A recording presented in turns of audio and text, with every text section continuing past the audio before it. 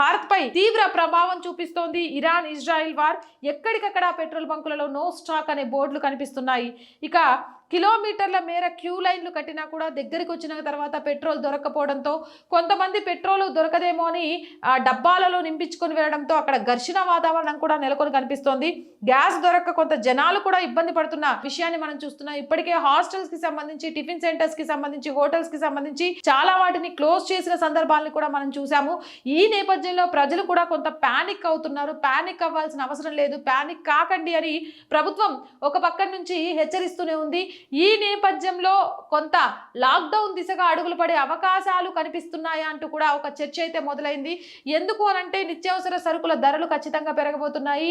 ఇప్పటికే గ్యాస్ సిలిండర్లకు సంబంధించి బ్లాక్ లో డిమాండ్ పెరిగిపోయింది. పెట్రోల్ బంకుల దగ్గర నో పెట్రోల్ అంటే వాహనాల రాకపోకలు లేకపోతే ఎక్కడి వాళ్ళు అక్కడే నిలిచిపోయే ప్రమాదం ఉంటుంది. అప్పుడు ఉద్యోగస్తులు కానీ వ్యాపారస్తులు కానీ చాలా కోల్పోయే అవకాశం ఉంటుంది. కాబట్టి ఈ నేపథ్యంలో దీనికి సంబంధించిన సరైన పరిష్కారాన్ని చూపించాల్సిన బాధ్యత ప్రభుత్వాల మీద ఉంది. ఈ నేపథ్యంలో ఏం చేయాలి?